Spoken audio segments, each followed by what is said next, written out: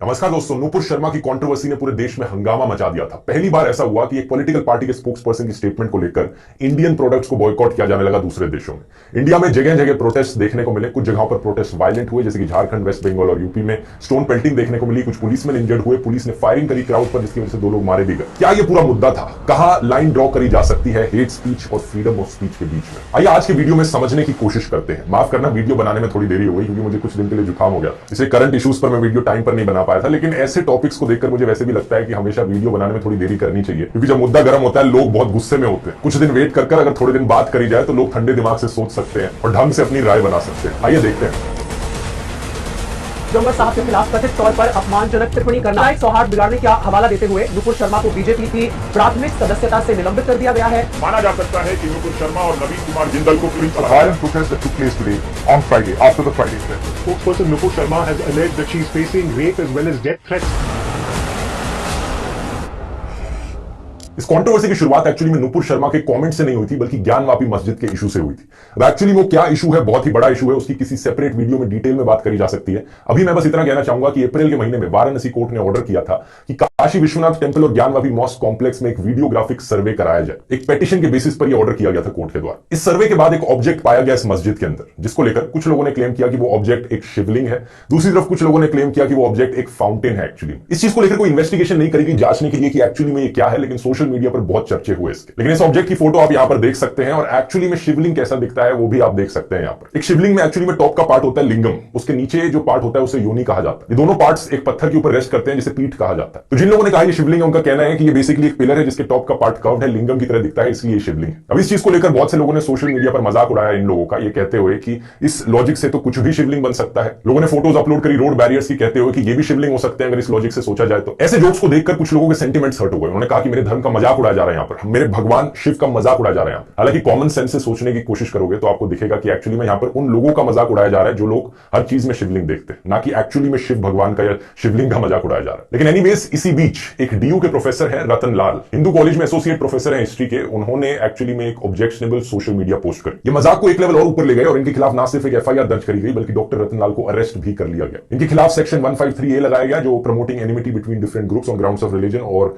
Section 295A deliberate act to outrage religious feelings of any class by insulting its religion. ये section 295A काफी important है क्योंकि इसकी बात मैं आगे भी इस वीडियो में करूंगा। डॉक्टर रतन लाल ने अपनी पोस्ट को डिफेंड किया ये कहते हुए कि इंडिया में कुछ भी बोलो किसी ना किसी के सेंटिमेंट हर्ट हो ही जाते हैं, तो ये कोई नई चीज नहीं। कई लोग इनके सपोर्ट में खड़े हुए ये कहते हुए कि इनको right to freedom of speech है अंडर आर्टिकल 19 ऑफ कॉन्स्टिट्यूशन। लेकिन दूसरी तरफ कुछ लोगों ने कहा कि हाँ, फ्रीडम ऑफ स्पीच जरूर है, लेकिन आर्टिकल 19(2) में लिखा गया है कि ये फ्रीडम ऑफ स्पीच में रीजनेबल रिस्ट्रिक्शंस लगाई गई। फ्रीडम ऑफ स्पीच का मतलब ये नहीं कि आप हेट स्पीच फैला सकते हैं, किसी की रिलीजियस फीलिंग्स हर्ट कर सकते हैं, इसलिए सेक्शन 295A आता है। लेकिन सुप्रीम कोर्ट के अकॉर्डिंग एक्चुअली में कुछ कंडीशंस हैं इस सेक्शन में। सुप्रीम कोर्ट का कहना है कि जो शब्द बोले जा रहे हैं उन्हें जज किया जाना चाहिए from the standards of reasonable, strong minded, firm and courageous people. कमजोर लोगों के पर्सपेक्टिव से हमें इस सेक्शन को जज नहीं करना चाहिए जो हर चीज में अपने ऊपर ऑफेंस ढूंढते रहते हैं। तो डॉक्टर रतन लाल को एक्चुअली में ट्रायल पर रखा गया है कोर्ट में। अगर वो गिल्टी पाए जाते हैं तो उन्हें कन्विक्ट किया जाएगा, पनिश किया जाएगा। अगर चार्जेस नहीं होल्ड करते इन पर तो उन्हें एक्विट कर दिया जाएगा, सिंपल सी बात है। लेकिन यहां पर एंट्री होती है x BJP spokes person Nupur Sharma.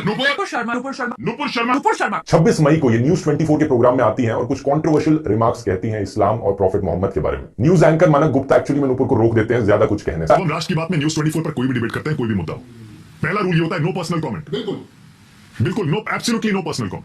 Nupur आपने भी गलत किया, देवी साहब आपने भी गलत किया। लेकिन नुपुर को ये पसंद नहीं आता तो वो प्रोग्राम बीच में ही छोड़ के चली जाती है। बाद में वो ट्वीट भी करती है कि बेकार चैनल है, दोबारा नहीं जाने वाली। उसके बाद सेम दिन 7 बजे शाम के वो रिपब्लिक भारत पर आती है और फिर से सेम कमेंट्स देती है इस्लाम और प्रॉफिट मोहम्मद के ऊपर। रिपब्लिक भारत पर भी जो एंकर है ऐश्वर्या, वो वार्न कर रहे हैं उन्हें कि पर्सनल रिमार्क्स पर ना जाए और किसी के रिलीजियस सेंटिमेंट्स को हर्ट ना करें। इनके उड़ते हुए घोड़े का मजाक उड़ाया क्या? मैंने कुरान का मजाक उड़ाया क्या कि कुरान कहता है कि भैया प्लीज डोंट मेक पर्सनल। देखिए एक दूसरे की आस्था के ऊपर सवाल मत करिए, पॉइंट पे आते हैं। लेकिन नुपुर शर्मा रुकी नहीं। रात को 9 बजे वो टाइम्स नाउ पर गई और फिर से सेम चीजें दोहराई। घोड़े एंड अर्थ इज फ्लैट, जो कुरान में आपके लिखा है बकायदा, उसका मजाक उड़ाना शुरू कर दूं।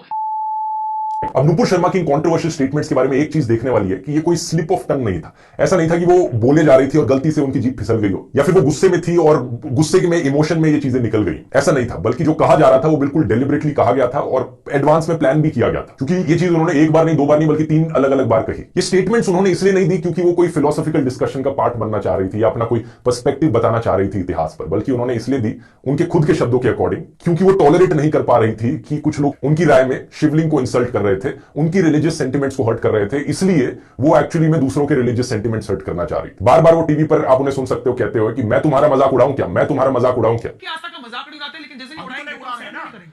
याद रखिएगा, आप जाली की टोपी पहन के बैठे हैं। नहीं, आपने भी उड़ाने की कोशिश करी ना आपके साथ। तो यहां पर जो जनरल फीलिंग थी वो ये थी कि मेरी राय में मेरे रिलीजियस सेंटिमेंट्स हर्ट हुए हैं, इसलिए अब मैं जाकर दूसरों के रिलीजियस सेंटिमेंट्स हर्ट करूंगी। अब सवाल ये उठता है कि क्या उन्होंने सेक्शन 295A को वायलेट किया? क्या उनका comment reasonable, strong minded, firm और करेजियस लोगों को ऑफेंड करता है? इसका जवाब हां भी हो सकता है, ना भी हो सकता है। ये कोर्ट्स का काम है डिसाइड करना कि उन्होंने रिलीजियस सेंटिमेंट्स को हर्ट किया या नहीं किया। तो जैसे डॉक्टर रतनलाल के खिलाफ किया गया था कि एक FIR लगाई जाए, उन्हें अरेस्ट कर लिया जाए और फिर कोर्ट फैसला करे कि यहां पर किया गया नहीं किया गया है। अगर ऐसा होता तो ये मैटर खत्म हो जाता वहीं। अगर वो गिल्टी होती तो उन्हें कन्विक्ट कर लिया जाता, पनिश कर दिया जाता, नहीं होती तो उन्हें एक्विट कर दिया जाता। लेकिन नूपुर शर्मा के खिलाफ ऐसा कोई एक्शन नहीं लिया गया। अब मेरी राय पूछोगे तो मेरी राय में सेक्शन 295A को कंप्लीटली हटा देना चाहिए। मैं ऐसा क्यों सोचता हूं इसकी बात मैं कभी और करूंगा आगे, लेकिन अभी के दिन रियलिटी यही है कि ये सेक्शन एग्जिस्ट करता है, तो कानून को, सिस्टम को इसी के हिसाब से चलना पड़ेगा। लेकिन नोट करने वाली बात यह है कि पुलिस कब एक्शन लेती है, कब एक्शन नहीं लेती, सेम चीजों को लेकर। ऑल्ट न्यूज के फैक्ट चेकर मोहम्मद जुबैर ने एक और इंसान पर पॉइंट आउट किया, इलियास शराफुद्दीन, एक ऐसे इंसान जो अक्सर न्यूज डिबेट्स में दिखाई देते हैं। जी न्यूज की एक डिबेट पर इन्होंने ओपनली हिंदुओं का मजाक उड़ाया कि वो आइडल वर्शिप करते हैं, शिवलिंग की पूजा करते हैं। जुबैर और बाकी लोगों ने भी एक्शन डिमांड किया इनके खिलाफ, क्योंकि इन्होंने तो क्लियरली यहां पर रिलीजियस सेंटिमेंट्स हर्ट किए हैं, मजाक उड़ाया। ये डिबेट 20-30 मिनट तक चलती रही। जी न्यूज के एंकर ने भी इन्हें नहीं रोका। कहीं ऐसा तो नहीं कि ये जानबूझकर ये टीवी चैनल वाले एक तरफ एक मौलाना को बिठाते हैं जो जानबूझकर गालियां दे हिंदुओं को, दूसरी तरफ एक हिंदू को बिठाते हैं जो जानबूझकर गालियां दे मुसलमानों को। दोनों तरफ से भड़काऊ भाषण चलते रहे और कंट्रोवर्सी क्रिएट होती रहे इनके लिए, और लोगों का ध्यान इन्हीं मुद्दों पर भटका रहे। ये सोचने वाली बात है, थोड़ा सोचिए इस पर। हम आगे बढ़ते हैं अपनी कहानी में। नूपुर शर्मा के बाद एक और इनके पार्टी कलीग थे, बीजेपी दिल्ली मीडिया के हेड नवीन कुमार जिंदल। इन्होंने भी इस्लाम के खिलाफ काफी ट्वीट्स किए, डिसरिस्पेक्ट किया प्रॉफिट मोहम्मद और आयशा को, लेकिन इनके खिलाफ भी कोई एक्शन नहीं लिया गया। अब इसी बीच हुआ क्या कि नूपुर शर्मा की क्लिप और नवीन जिंदल का ट्वीट इंटरनेट पर वायरल चला गया, अरब देशों में भी वायरल चला गया। तो 16 देशों ने, 16 कंट्रीज ने इंडिया के खिलाफ स्टेटमेंट दी। यहां पर Iraq, Iran, Kuwait, Qatar, Saudi Arabia, Oman, Malaysia, UAE, Jordan, Afghanistan,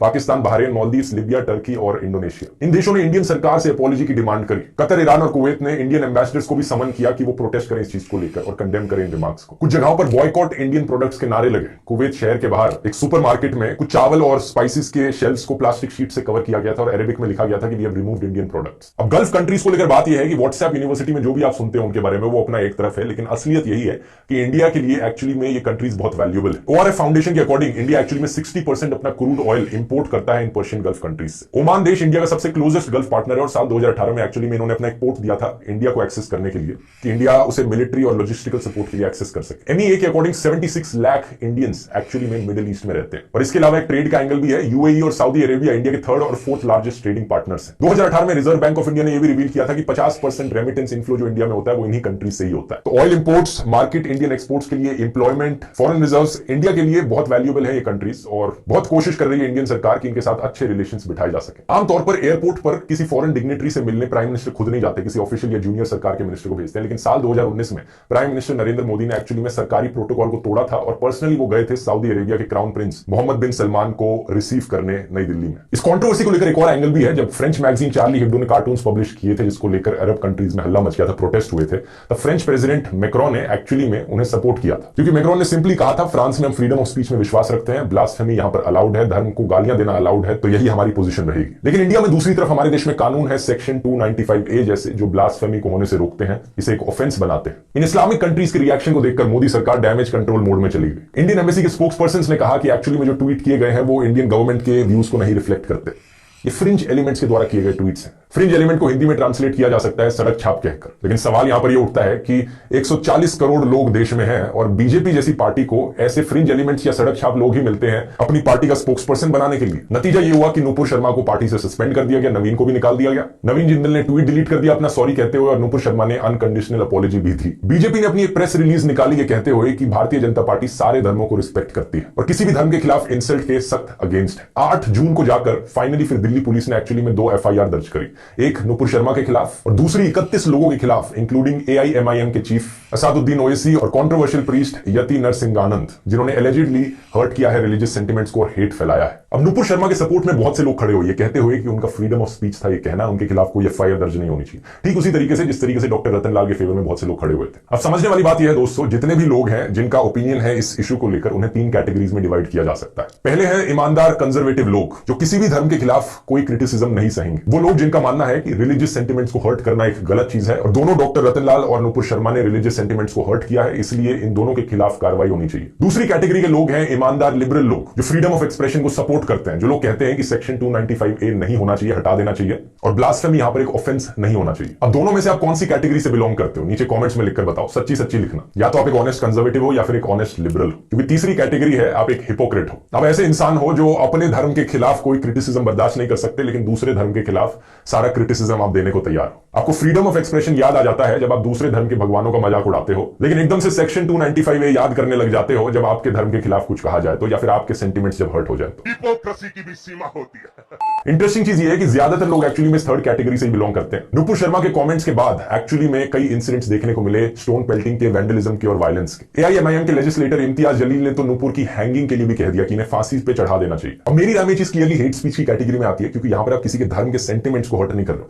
बल्कि आप एक इंसान को जान से मारने की धमकी दे रहे हो या फिर एक इंसान के खिलाफ वायलेंस को इंसाइट कर रहे हो। ऐसे लोगों के खिलाफ सख्त एक्शन लिया जाना चाहिए। उन लोगों के खिलाफ भी जो वायलेंट हो रहे हैं प्रोटेस्ट के नाम पर, उन पुलिस ऑफिसर्स के खिलाफ भी जो लॉ एंड ऑर्डर की धज्जियां उड़ा रहे हैं लोगों को कस्टडी में ही मारकर, और उन फ्रिंज एलिमेंट्स के खिलाफ भी जो यहां पर एक्चुअली में सिचुएशन को वायलेंट बना रहे हैं। कुछ एरियाज में सरकार ने इन वायलेंट प्रोटेस्ट के रिस्पांस में बुलडोजर का इस्तेमाल किया, और जिन लोगों को सरकार ने सस्पेक्ट किया था कि वो वायलेंट हुए थे प्रोटेस्ट करते वक्त, उनके घर पर बुलडोजर चलवा दिया। अब ये एक और ऐसी चीज है जो मेरी राय में लॉ एंड ऑर्डर की धज्जियां उड़ाने वाली बात हुई, क्योंकि यहां पर उन घर वालों की क्या गलती जहां पर एक घर में किसी इंसान ने कुछ गलत किया। दूसरा, इस तरीके के इंस्टेंट जस्टिस मॉडल पर कभी भी सिस्टम नहीं चल सकता, देश नहीं चल सकता। क्यों नहीं चल सकता, इसकी बात मैंने डिटेल में करी थी बुलडोजर मॉडल वाले वीडियो में, और इनकाउंटर वाले वीडियो पर भी जो मैंने बताया था। इन दोनों वीडियोस के लिंक मैं नीचे डिस्क्रिप्शन में डाल दूंगा, आप इसके बाद जाकर देख सकते हैं। बात यह है कि इतना सब होने के बाद भी कुछ ऐसे लोग हैं जो ऐसी स्टेटमेंट्स देते रहे जिससे सिचुएशन और खराब हो। बीजेपी निगम परिषद राधिका एक्चुअली में अपनी पार्टी लाइन के अगेंस्ट गई, नुपुर शर्मा को डिफेंड किया और नुपुर शर्मा से भी घटिया हेट स्पीच दी। क्या इन्हें अपनी पार्टी से निकाला जाएगा? क्या इन्हें अरेस्ट किया जाएगा? यह भी देखने वाली बात होगी कि जो न्यूज चैनल पर जो मौलाना बिठाए जाते हैं उनके खिलाफ कोई एक्शन लिया जाएगा, या फिर ये न्यूज चैनल्स उन्हें प्लेटफॉर्म देना बंद करेंगे, या फिर ये सारे एक्शंस FIR करवाना, अरेस्ट करवाना, बुलडोजर से घर तोड़वाना, ये सब आम लोगों के लिए। ये सारे ऊपर बैठे मीडिया वाले पॉलिटिशियंस ये खुशी खुशी तमाशा बनाते हैं जिसे आम जनता देखती रहे और आम जनता आपस में ही लड़ती रहे। इस पूरे मुद्दे में कोई हिंदू मुस्लिम, प्रो बीजेपी एंटी बीजेपी जैसी कोई बात ही नहीं है। सिंपल चीज है कि जो भी यहां वायलेंट हुए, जो भी हेट स्पीच दे, जो भी दंगे भड़काने की कोशिश करे, उनके खिलाफ एक्शन लिया जाना चाहिए। एंड में मैं आपको एक इंटरेस्टिंग ऑडियो बुक रेकमेंड करना चाहूंगा, रिचर्ड डॉकिंस के द्वारा लिखी गई द गॉड डेल्यूजन। इनका मानना है कि भगवान की दुनिया में कोई एग्जिस्टेंस ही नहीं है, कोई गॉड एग्जिस्ट नहीं करते। बड़ी ही इंटरेस्टिंग, दिमाग खोलने वाली बुक है। एज एन ऑडियो बुक आप इसे कुकू FM पर सुन सकते हैं। कुकू FM को नहीं जानते, एक बड़ी ऑडियो लर्निंग का प्लेटफॉर्म है जहां पर आपको ढेर सारी सेल्फ हेल्प की, हिस्ट्री की, फिलोसफी की किताबें सुनने को मिलेंगी। आमतौर पर इसकी कॉस्ट होती है 399 रुपीज पर ईयर, लेकिन आप लोगों के लिए अभी एक स्पेशल डिस्काउंट चलने लग रहा है। अगर आप कूपन कोड ध्रुव50 इस्तेमाल करेंगे आपको 50% ऑफ मिलेगा। लिंक इसका नीचे डिस्क्रिप्शन में मिल जाएगा। मिलते हैं फिर अगले वीडियो में। बहुत बहुत धन्यवाद।